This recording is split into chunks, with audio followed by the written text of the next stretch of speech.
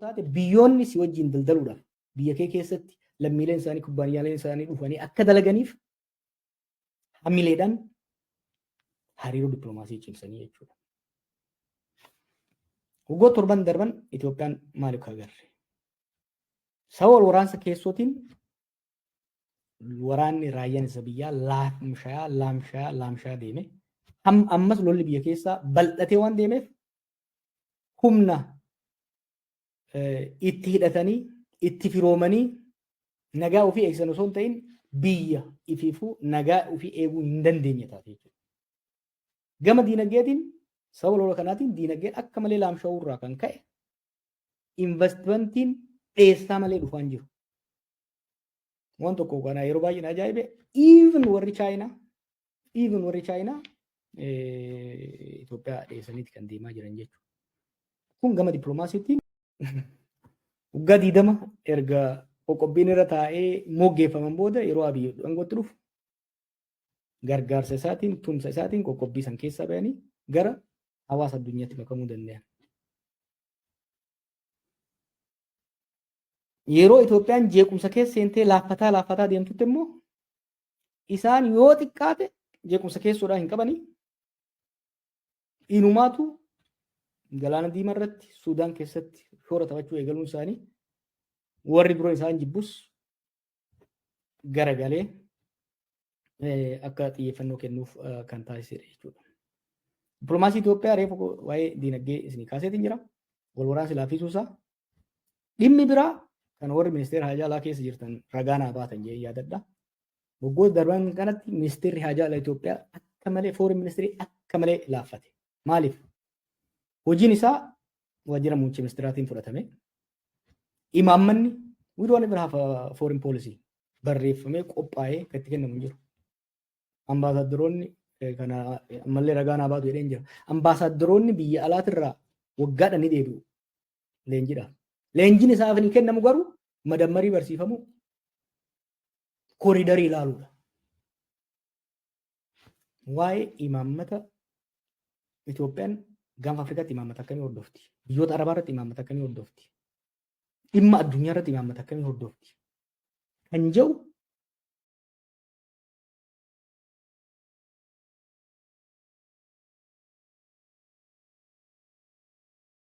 dippiloomaasii ishii baay'ee guddatee jira. Durillee guddoodha amma baay'ee guddatee jira. Dhiibbaa dippiloomaasii kana immoo Eertiraadhaaf ergifti. Baay'ee kun waan gara fuulduraa dhawwaaqaa jirra. Kan amma dura ta'e irraa ilaaluu danda'uu qabna. Gaafa dhimma Somaalilaandii fi Somaaliyaa wajjin wal dura dhaabbannaan godhame Masriin shoora xiqqaa hin taphanne jechuudha. Kanaaf dhimma Somaaliyaa keessaa mo'amnee salphannee baanee harka kenninee mallatteessine. Ammas gama dippiloomaasii warra Eertiraa wajjin waggaa lola keessa kan seenu taate guuzi dippiloomaasii gama Itoophiyaa bahuu kan danda'u ammallee akkan argu Emiraat qofatti fakkaata. Emiraat immoo meeshaa waraanaa yoo kan ergitu taate malee gama dippiloomaasiitiin yookiin humni dippiloomaasii ishii dhageettiin dippiloomaasii haga Ijiptii hin gahu. Lammaffaa immoo gara Arab Liigii fi biyyoota addaatiin Ijiptii wajjin waan jiraniif gama saniin yoo akkam jabaate abstenshaa yookiin abstengooti malee sagalee kennuu irratti mudhii hidhattee nuuf falmuusii rabbi beeka jechuudha. Ayyee dubbiin garamitti deemti? Itoophiyaan ammatti haala biyya alaa weerartee hulaa galaanaa qabachuu dandeessu keessa jirtu. Kana jara murree dubbachuu danda'u qabna jechuudha. Itoophiyaan haala amma jiruun humna waraanaa haa ta'u gama dippiloomaasiitiin haa ta'u gama diinagdeetiin haalli jiru aanjaa waan hin taaneef biyya biraa weerartee ulaa galaanaa murattee humnaan ulaa galaanaa argachuu haalli dandeessisu hin jiru. Garuu immoo ololli ulaa galaanaa waggoota lamaan dabre kana OA dhufe qarqara lolaan laan ga'eera. Abiyyi lola hin barbaaduusi ittis hin qophoofne. Garuu dhimmoota keessoo daayivartii gochuudhaaf tarii immoo doorsisee fa'aa waan fudhatutti fakkaatee ajandaa godhee oofee amma bakka ifiifuu to'achuu hin dandeenye keessa galeera jechuudha. Namoonni hedduun haasaa inni paarlaamaa irratti godhe san akka waan haasaa inni lolaa qophaa'ee borumtama dhaqee biyya san weeraruu hedduu fakkaatu miti. sun nervousness sodaa hamaa keessa seenuu isaa agarsiisa jechuudha. Dhugamu immoo sodaachuullee qaba. Anuu sodaadhee jira. Maaliif lolli kun carraan dhoowuu isaa baay'ee guddaadha. Maaliif? Tokkoffaa akkaataan inni dhimma kana itti dhiyeessee fi doorsisni inni godhu kaka'umsa guddaa warra Eertiraa biratti uumee jira. Warra Tigraay birattis uumee jira. Isaan of baraaruu survival war of baraaruudhaaf lolla jedhanii of amansiisanii jiran jechuudha. Akka inni hin qophaa'in immoo waan hubataniif har'a nuti dhaadate boruun hin dhiisu waan jedhaniif haga inni qophaa'uun eeganii dafanii lola eegaluu danda'u. Keessattuu humnoonni Tigraay rakkoo hamaa keessa jiran. Waggoota eega Pretooriyaa as waggoota 2-3 kuni waggaa 3 amma haala ulfaataa ture isaaniif. Yookiin nagaan hin jiru yookiin lolli hin jiru. Yookiin mootummaan taane yookiin riphee lolaan taane. Yoo riphee lolaa taate mindaan kafaltu dhimma misoomaaf ittiin gaafatamtu lola qofa irratti fuulleffattaa loltuun kee mindaa sirraan eeggatu. Yoo mootummaa taate immoo misoomallee hojjetta loltuufis mindaa kafaltaa loltuu sifirraa hir'ifta. Loltuun amma Tigraay qabu humna isaaniitii ol guddaadha. Kanaaf they have to change this no war no peace situation. Dhiibbaa keessoo isaan irra gahaa jiru kana keessaa bahuudhaaf lolatti deemuuf dirqamuu danda'u.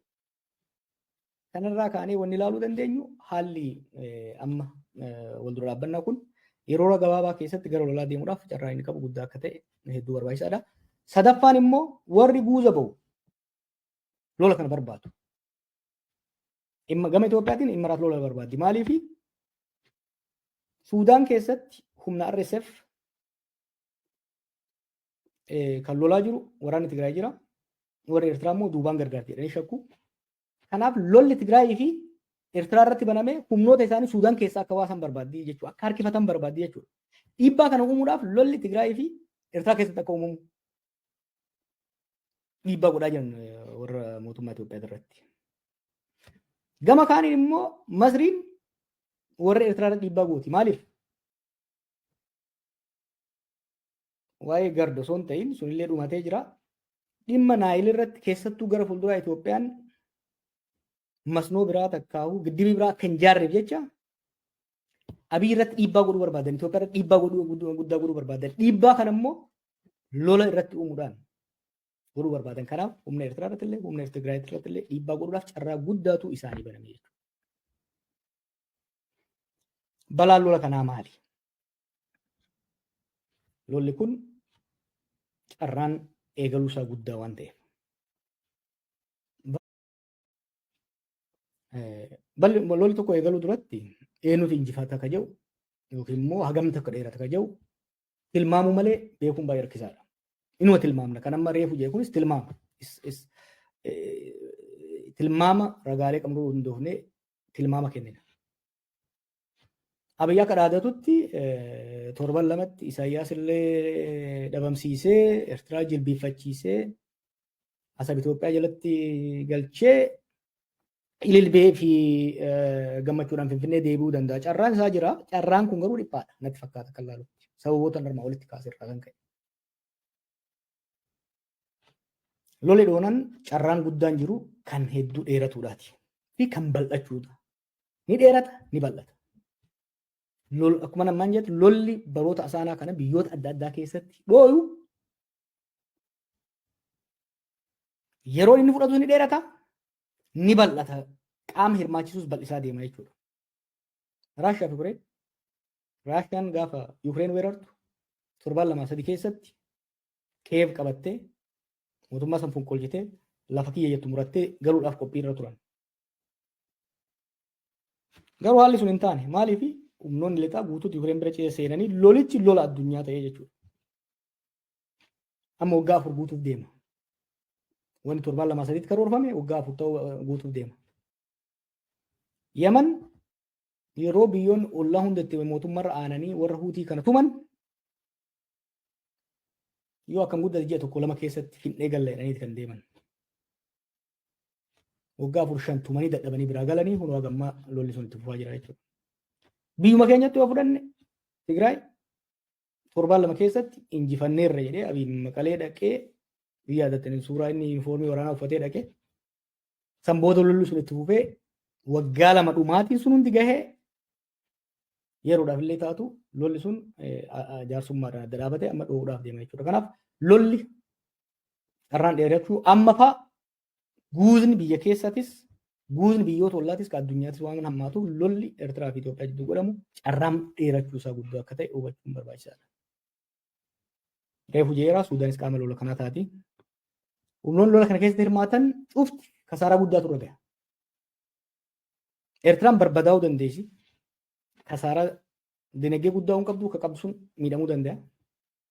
Tigraay lola darbe keessa dhugaa yoo dubbanne magaalonni Tigraay hedduun rukutamne. Amma kana keessa miidhamuu danda'an. Warri gamaa gamanaa hirmaatus kasaaraa dinagdee haa taatu, kasaaraa ilmoo namaa haa taatu, kasaaraa infraastiraakchar bifa adda addaatiin kasaaraa keessa seenu. Kasaaraan garuu kan hunda caalaa kan Itoophiyaatti hammaata. Maaliif? Tokko Itoophiyaa dhaboonni kun cittoo irratti fanxoota. Saba lola Eertiraa wajjin godhamuutiin lolli Itoophiyaa keessa godhamaa jiru, Oromiyaa keessa godhamaa jiru, Amaara keessa godhamaa jiru ni hammaata. Tigraay wajjin haaraatti dho'a. Kun diinagdee daran kuffisa. Gaagamni diinagdeetii fi gaagamni nageenyaa walitti dabalamee carraa biyya kuffisuudhaa guddaadha qaba jechuudha. Akka Oromootti immoo yoo fudhanne kan sirrii dhaggeeffadhaa. Akka Oromootti immoo yoo ka fudhannu taate. Lola kana akka lola Oromootitti saba Oromoo qofaatitti dhiyeessaa jiru. Sabboonummaa Oromoo galtee lola kanaa gochuudhaaf hedduu wixxifataa jiru. Sirbi adda addaa bahaa jiru. Oromoon lola kanatti akka abboomamu godhamaa jira. Lolli kun dheerachuun, milkaa'uu dhabuun, hongawuun dhufnaan akka biyya bilisignaa qofatti osoo hin ta'in Oromoo irratti caba hamilee guddaa akkasumas immoo xuraa'uu maqaa political credibility keenya qilee hamaa rakkoo hamaa keessa seenuu akka danda'u hubatanii deemuun barbaachisaadha. Falli jiru yoo danda'ame lola kana hambisu dadhabamnaan balaa fiduu danda'u hir'isuu irratti hojjechuu gaafata jechuudha. So erga kana jennee gaafilee gara keessanii dhufan gaafilee 11 fileetiin jira. Gaafiin duraa hulaa galaanaa argachuu Itoophiyaadhaaf dantaa biyyoolessaa guddaadha jettee amantamoo yoo amante maaliif mormitaree? Karaan Itoophiyaan hulaa galaanaa itti dhabde sirriidha jettee amantaa? Bila Itoophiyaan hulaa galaanaa argachuun sirriidha nan deeggaras. Garuu wanti tokko sirrii waan ta'eef waan tokko waan barbaadde qofaaf itti milkoofta jechuu miti. Is it feasible? Ni danda'ama. Haala anama jiruun, dhaabbii anama qabuun, dhaabbii diinagdee, dhaabbii waraanaa, dhaabbii dippiloomaasii, dhaabbii hawaasummaa an amma keessa jiruun nan danda'aayi. Fakkeenya koota haaraa yoon barbaade kootni haaraan naan maluu danda'a. Naan mala jedhee amanuu hin danda'a. Humna isaa humna ittiin bitachuu nan qaba. Baajata ilmaan kiyya afaan qabeetiin biraa bitadha. Keetu madaaluu danda'uudha qabda jechuudha. Wanni an jechaa jiru gaafiin Itoophiyaan hulaa galaanaa har'a kan eegalame biyyiin kan eegalame miti kan turedha. Seenaa dheeraadha qaba. Itoophiyaan dantaa daldalaatiifis dantaa biraatiifis hulaa galaanaa argachuudhaaf irratti carraawwatu. Kuni garuu tarsiimoodhaan hoogganamuu qaba. Yeroo eeggate yeroon gaafa humnaan deemtu jira, gaafa malaan deemtu jira. Gaafa lolaan deemtu jira, gaafa malaan deemtu jira. Lolaan kan deemtu gaafa humni lolaa kee jabaate. Itoophiyaan yeroo baay'ee waa'ee baasii Jibuutiitti godhamu. Baasii qofaaf miti Itoophiyaan kan galaana diimaa irratti fi gara Hindii irratti kan hirmaachuu qabdu. Biyyoonni hedduun naannoo san dhufanii hirmaataa yeroo jiranitti Itoophiyaan qabaachuun even kan amma biyya jedhu kun neevii takkaa'u humna galaanaa humna waraana galaanaa qabaachuun gaariidha.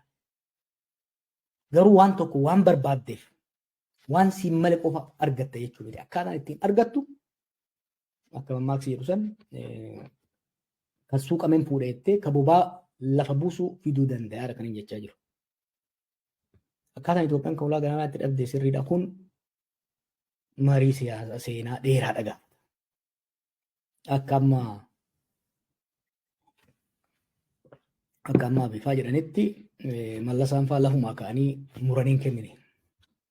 Seenaa dheeraa lola waggaa 30 ilmaan biyyattii murru godhe.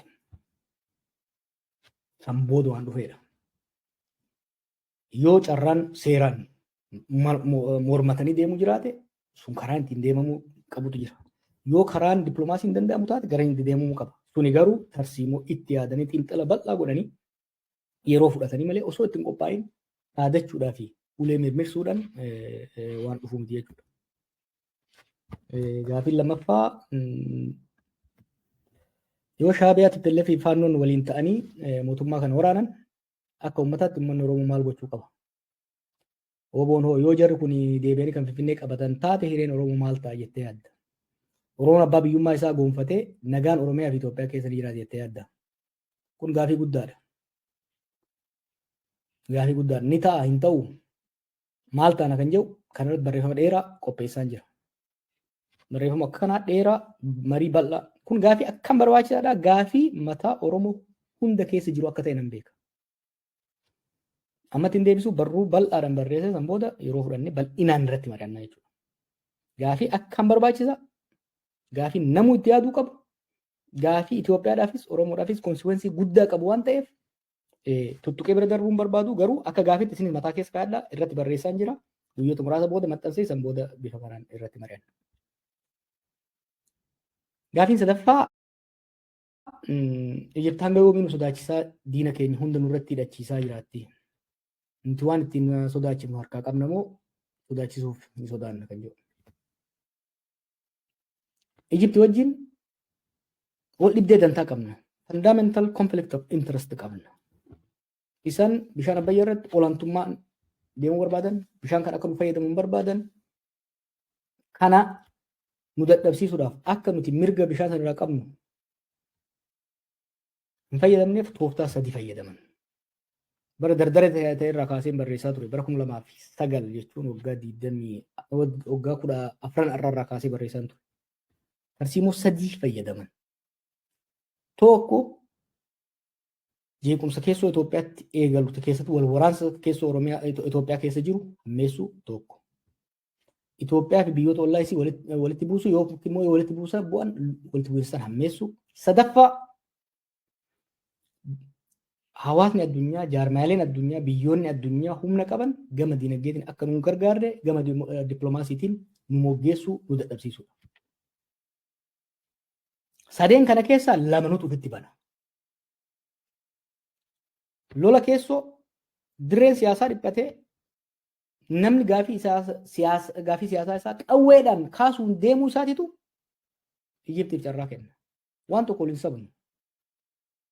Humni riphee lolaa ta'ee qawwee kaase tokko dhiheessii isa barbaachisa. Haga fedhe Jawaar asirraa lallabee abaareef humni riphee lolaa ta'e tokko dhiheessii meeshaa isa barbaachisu tokko fudhachuun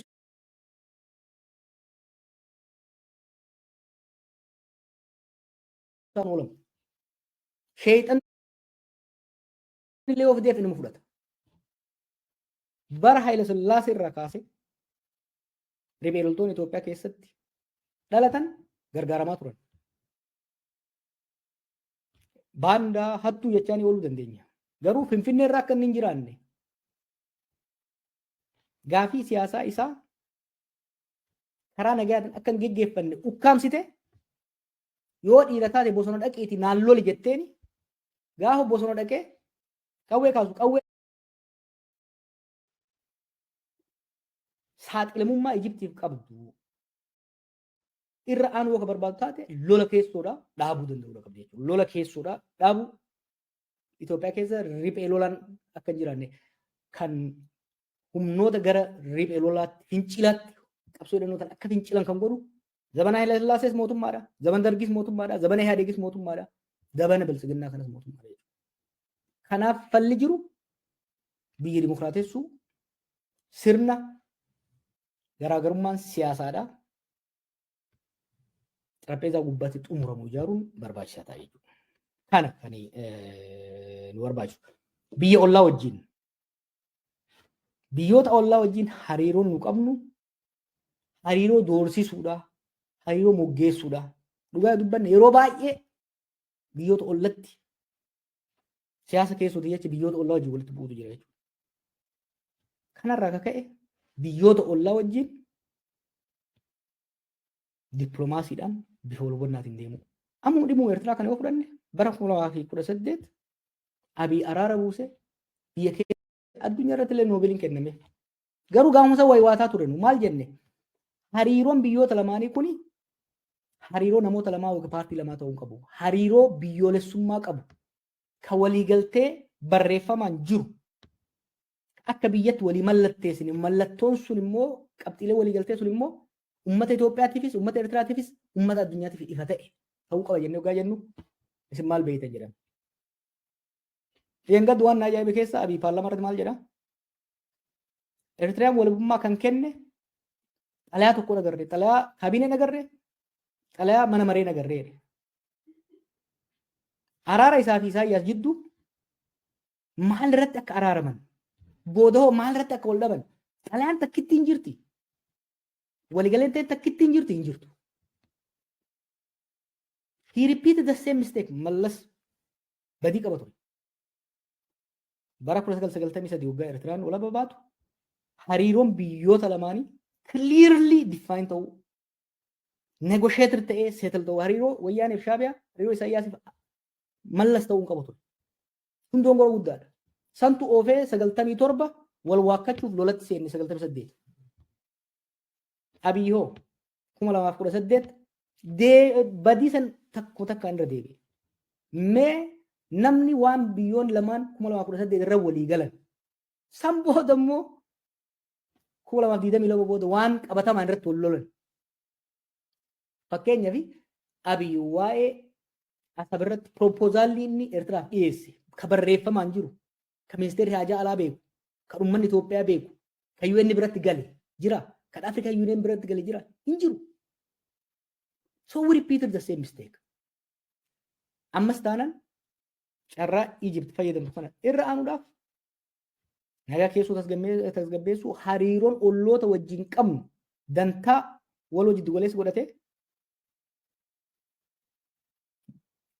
dippiloomaasii sinsinni osoo hin taane dippiloomaasii yeroo dheeraa irratti hundaa'een wal hubatanii deemuu barbaachisa jechuudha.